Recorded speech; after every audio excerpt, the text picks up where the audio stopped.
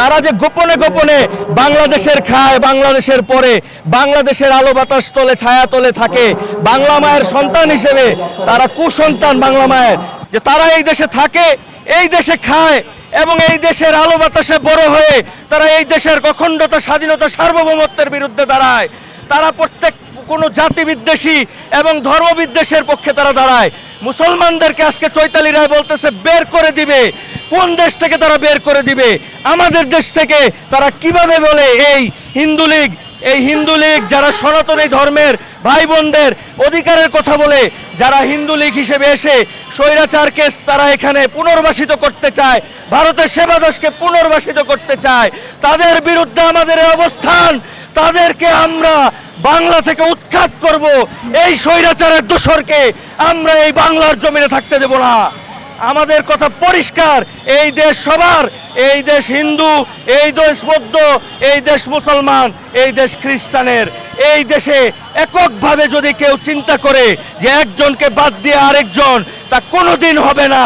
মন্দিরে ঘন্টা বাজবে, মন্দিরে উলুধ্বনি হবে, মন্দিরে পূজা পাঠ হবে, মসজিদে আজান হবে, মসজিদে নামাজ হবে, মসজিদে কোরআন তেলাওয়াত হবে। এই দেশে কেউ কাউকে বাধা দিতে পারবে না। গির্জায় বেল বাজবে, ঘন্টা বাজবে, গির্জায় যীশু খ্রিস্টের প্রেয়ার হবে। এই দেশে কোনো ধর্মমতের মানুষের অধিকারকে খর্ব করে, এই দেশের, এই রাষ্ট্রের স্বাধীনতা, সার্বভৌমত্ব, অখণ্ডতাকে খর্ব করে কেউ এই দেশে থাকতে পারবে না। এই দেশে কোনো ধরনের রাষ্ট্রবিরোধীদের ষড়যন্ত্র কায়েম হতে আমরা দেব না। সরকারকে মানে না, রাষ্ট্রের অখণ্ডতাকে মানে না, কোনো কিছুই মানে না। একটা গোষ্ঠী যারা বলে আমাদের হিন্দু সনাতনী ভাইদের স্বার্থ রক্ষা করে, তারা তাদের দাবি আদায় করে দিবে, তারা তাদের স্বার্থ আদায় করবে। আমি বলতে চাই, এই সব কুচক্রী মহল তারা মূলত দেশকে খণ্ড বিখণ্ড করার ষড়যন্ত্রে লিপ্ত হয়েছে। তারা প্রধানমন্ত্রী হিসেবে ভারতের সেবাদাস সেই স্বৈরাচারী হাসিনাকে চায়। তাদের প্রতি আমাদের যারা সুফিবাদী ভাইরা আছে তারা সজাগ থাকবেন, তাদের প্রতি সোচ্চার থাকবেন, দেশের স্বাধীনতা, সার্বভৌমত্ব, অখণ্ডতার প্রতি সোচ্চার থাকবেন। কুরবানির ঈদ ভারতে বন্ধ করা হয়েছে, তার বিরুদ্ধে আপনারা সোচ্চার থাকবেন। হলো বাংলাদেশের সকল ধর্মমতের মানুষের সমান অধিকার নিশ্চিত আছে এবং আমাদের সরকার সব সময় এটার প্রতি অ্যাটেনশন। কিন্তু কিছু কুচক্রী মহল, পলাতক যে স্বৈরাচারের দোসর সেবাদাস, ভারতের সেবাদাস, তাদেরকে পুনর্বাসিত করে মাঝে মাঝে রিক্সা লীগ, মাঝে মাঝে বুয়া লীগ, মাঝে মাঝে তাদের কোনো ধরনের তাদের কোনো ইয়ে নাই, আপনার এই ন্যূনতম তাদের কোনো লজ্জাবোধ নাই। সে বলছে এককভাবে সে একটা সিদ্ধান্ত নিয়েছে, যেটা সনাতনী হিন্দু ভাই বোনদের সিদ্ধান্ত নয়। তার সাথে অনেক সনাতনী গুটি কয়েক হিন্দু ভাই বোন যারা নেতৃবৃন্দ সুরে সুর মিলাচ্ছেন, তালে তাল দিচ্ছেন, কীর্তনে কীর্তন গাচ্ছেন, তাদেরকে আমি বলবো আপনারা সতর্ক হয়ে যান। দেশ বিরোধী চক্রান্তের সাথে আপনারা সামিল হবেন না। আপনারা সাম্প্রদায়িক সম্প্রীতি ধরে রাখুন। আপনারা নিজেরা ধর্মান্ধ হয়ে সাম্প্রদায়িকতা নিয়েন না, তাহলে এই দেশের জনগণ, এই দেশের সমাজ আপনাদেরকে ঘৃণা ভরে প্রত্যাখ্যান করবে। কারণ এই দেশ জন্মলগ্ন থেকে সাম্প্রদায়িক সম্প্রীতির দেশ, সাম্প্রদায়িক সম্প্রীতিকে, শান্তিকে ধারণ করে বেঁচে আছে। ভারত তো বাংলাদেশের শান্তিকে বিনষ্ট করার জন্য চাইবেই, যে দেশটাকে অস্থিতিশীল করতে, দেশটাকে গন্ডগোল লাগিয়ে একটা করতে। এই দেশকে তো তারা কোনোদিন দখল করতে পারবে না। শান্তি বিনষ্ট হবে আপনার, শান্তি বিনষ্ট হবে আমার। আমি সকলকে সতর্ক করব এবং এসব ক্ষেত্রে যত্নশীল হওয়ার জন্য আহ্বান জানাবো। আমার নাম তারেক রহমান শাওন।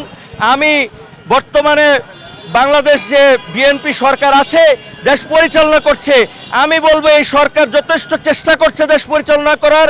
আমি একজন সাধারণ নাগরিক হিসেবে এই দেশের সরকারকে বর্তমানে পূর্ণাঙ্গ সহযোগিতা করব বলে আমি আশাবাদ ব্যক্ত করছি। ধন্যবাদ।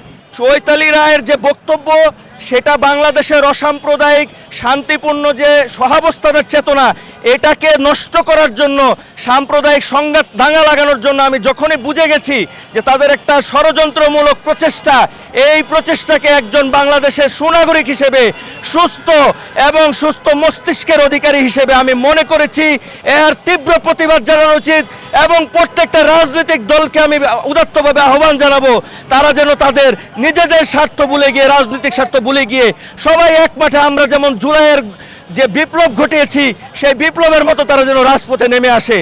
অবশ্যই আমি বলবো এটা ভিনদেশি ষড়যন্ত্র।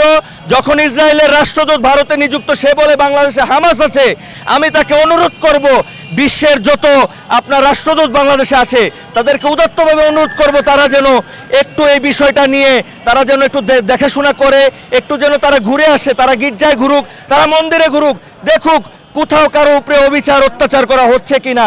আমি তো কোথাও অত্যাচার অবিচার দেখতে পাচ্ছি না। বাংলাদেশের শান্তি, বাংলাদেশের উন্নতি যাদের পছন্দ হয় না তারাই মূলত এই অশান্তিকর এই ষড়যন্ত্র বাংলাদেশকে অখণ্ড ভারতের মানে অংশ করার জন্য পায়তারা করছে বলে আমি মনে করি।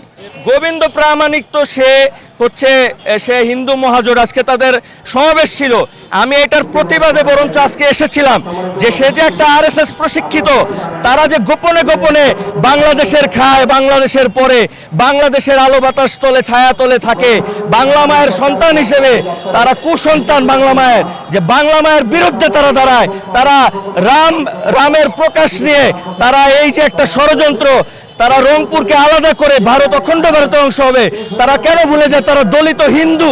তাদের এই ভারতের কাছে, ভারতীয় হিন্দিভাষী হিন্দুদের কাছে ন্যূনতম তাদের কোনো সম্মান নেই, মর্যাদা নেই। তাদেরকে একসময় অসুর হিসেবে গণ্য করতো এই ভারতের হিন্দিভাষী হিন্দুরা।